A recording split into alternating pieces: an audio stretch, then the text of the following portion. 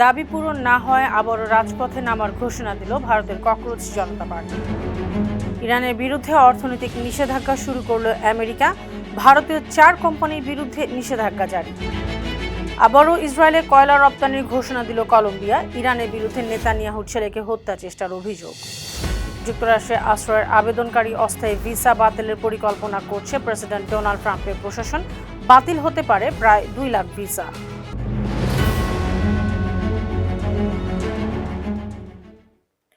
শুনছিলেন সংবাদ শিরোনাম। সবাইকে স্বাগত জানাচ্ছি বিশ্বজুড়ে প্রতিদিনে।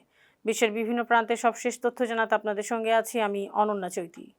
আবারও রাজপথে নামার ঘোষণা দিয়েছে ভারতের ককরোচ জনতা পার্টি সিজেপি। আগামী 5 সেপ্টেম্বর শিক্ষক দিবসে দিল্লির ইন্ডিয়া গেটে সমাবেশ করবে দলটি। সিজেপির ন্যাশনাল ওয়ার্কিং কমিটি সোমবার এই কর্মসূচি জানিয়েছে। সিজেপি নেতাদের অভিযোগ, গেল 25 জুলাই আন্দোলন প্রত্যাহারে কেন্দ্রীয় সরকার প্রতিশ্রুতি পূরণ করেনি।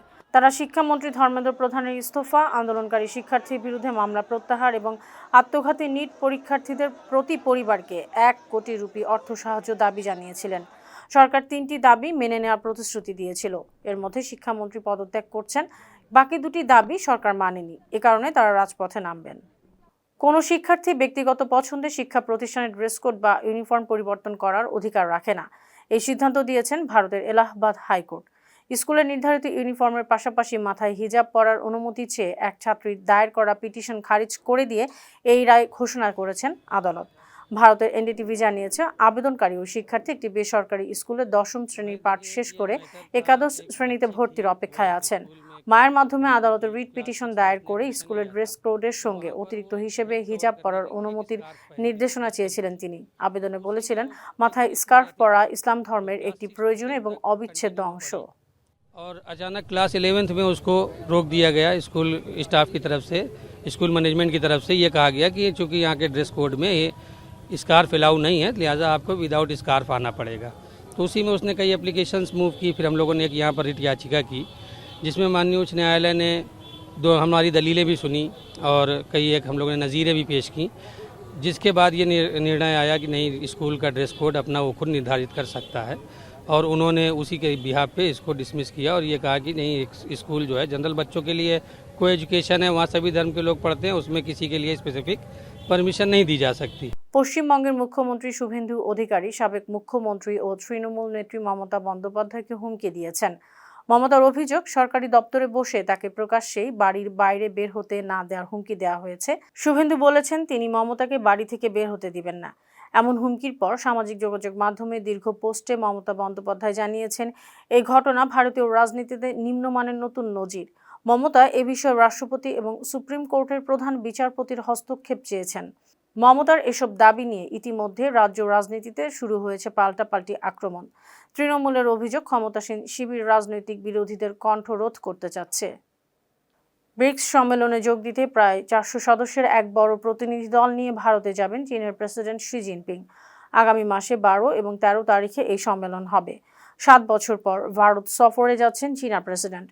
তার এই সফর দীর্ঘদিনের প্রতিদ্বন্দ্বী ভারত ও চীনের সম্পর্কে বরফ গলার নতুন ইঙ্গিত হিসেবে দেখা হচ্ছে। সেখানে শি জিনপিং এর উপস্থিতিতে ব্রিক্সের কর্মসূচির চেয়েও বেশি গুরুত্ব পেতে পারে ভারত চীন সম্পর্কের বিষয়টি। বিশেষ করে 2020 সালের প্রাণঘাতী সীমান্ত সংঘর্ষের পর দুই দেশ সম্পর্ক স্থিতিশীলতার চেষ্টা বেশি গুরুত্ব পাবে। গেল বছর ভারতের প্রধানমন্ত্রী নরেন্দ্র মোদী 7 বছর পর চীন সফরে গিয়েছিলেন। হিমালয় অঞ্চলে ভারত ও চীনের প্রায় 3800 কিলোমিটার সীমান্ত নিয়ে বিরোধ চলছে দীর্ঘদিন ধরে। 2020 সালের সংঘর্ষে ভারতের 20 এবং চীনের 4 জন সেনা নিহত হয়েছিলেন। এমন উত্তেজনার প্রেক্ষিতে 2024 সালের অক্টোবরে ভারত চীন বিচ্ছিন্নকারী সংক্রান্ত একটি চুক্তি করে। তবে গত জুলাইয়ের শেষ দিকে দুর্গম সীমান্তে ভারত ও চীনের সেনা টহল দল আবারও মুখোমুখি হয়। এসব বিষয় এবং সীমান্ত ইস্যু নিয়ে আলোচনা করতে ভারতের জাতীয় নিরাপত্তা উপদেষ্টা অজিত দোভাল সোমবার 24 আগস্ট বেইজিং গেছেন। তিনি চীনের পররাষ্ট্রমন্ত্রী ওয়াং ইয়ের সঙ্গে সীমান্ত সংক্রান্ত বিষয়ে আলোচনা করছেন। টানা বৃষ্টিতে বিপর্যস্ত হয়ে পড়েছে ভারতের দিল্লির জনজীবন। আজ মঙ্গলবারও বৃষ্টি হয়েছে। Central Delhi, East Delhi, New Delhi, North East Delhi, North West Delhi, Shahdara, South Delhi, South East Delhi, South West Delhi ও ওয়েস্ট দিল্লি সহ বেশ কয়েকটি জেলার জন্য রেড অ্যালার্ট জারি করা হয়েছে। জলাবদ্ধতা, কোমর সমান পানি আর ধীর গতির যান চলাচলের কারণে সোমবার অচল হয়ে পড়ে রাজধানী দিল্লি। আবহাওয়া পূর্বাভাসে জানানো হয়েছে, দিল্লি বিমানবন্দরের আশপাশে বৈরী আবহাওয়া বিরাজ করতে পারে, তবে বর্তমানে দিল্লি বিমানবন্দরে উড়োজাহাজ চলাচল স্বাভাবিক রয়েছে। সোমবার বৈরী আবহাওয়ার কারণে দিল্লি বিমানবন্দরের 15টি ফ্লাইট অন্যত্র সরিয়ে নেওয়া হয়। মার্কিন অর্থমন্ত্রী স্কট বেসেন্ট জানিয়েছেন, ইরানের বিরুদ্ধে অপারেশন ইকোনমিক আউটকাস্ট শুরু হয়েছে। তেল খাত সহ ইরানের সব আয়ের উৎস বন্ধ করে দিয়ে অন্যান্য দেশ ও কোম্পানিগুলোকে তেহরানের সঙ্গে ব্যবসা করা থেকে বিরত রাখতে এই অভিযান করা হচ্ছে। সোমবার ট্রেজারি বিভাগের সংবাদ সম্মেলনে তিনি বলেছেন, যুক্তরাষ্ট্রের অর্থনৈতিক চাপ ইরান বেশি দিন সহ্য করতে পারবে না। এ সময় হরমুজ প্রণালী বা ইরানের আশপাশে সামরিক হামলার সম্ভাবনা নাকচ করেননি তিনি। এদিকে ইরানের সঙ্গে সম্পর্ক এবং দেশটি থেকে জ্বালানি তেল কেনার অভিযোগে ভারতের 4টি কোম্পানির বিরুদ্ধে নিষেধাজ্ঞা দিয়েছে যুক্তরাষ্ট্রের পররাষ্ট্র মন্ত্রণালয়। সোমবার এই তথ্য জানিয়েছে মার্কিন পররাষ্ট্র মন্ত্রণালয়। নিষেধাজ্ঞাভুক্ত কোম্পানিগুলো হলো Portis partner LLP, Sadashiv overseas limited, PR softtech private limited এবং Prakritis infra impex India private limited. মার্কিন পররাষ্ট্র মন্ত্রণালয় জানিয়েছে, ভারতের এসব কোম্পানি ইরান থেকে আমদানি, মজুত, স্থানান্তর, বিক্রয় এবং ইরানকে তেল রপ্তানিতে সহযোগিতা করে। যেসব দেশের ব্যক্তি ও প্রতিষ্ঠান ইরানের সামরিক বাহিনী এবং জ্বালানি খাতে সংশ্লিষ্ট থাকবে তাদের বিরুদ্ধে নিষেধাজ্ঞা আরোপ করা হবে।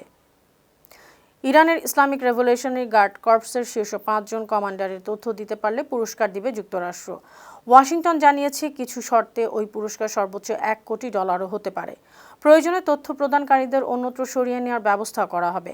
সোমবার মার্কিন পররাষ্ট্র মন্ত্রণালয়ের রিওয়ার্ডস ফর জাস্টিস কর্মসূচিতে এই ঘোষণা দেয়। ওই কমান্ডারগণ হলেন IRGCর commander Ahmad Vahidi, Khatam al Anbiya central হেডকোয়ার্টার্সের প্রধান আলী আবদুল্লাহি, IRGCর অ্যারোস্পেস ফোর্সের ড্রোন ইউনিটের commander Saeed Aghajani, IRGC cyber electronic কমান্ডের প্রধান হামিদ রেজা লাশগারিয়ান এবং IRGCর গোয়েন্দা দপ্তরের কমান্ডার মাজিদ খাদেমি।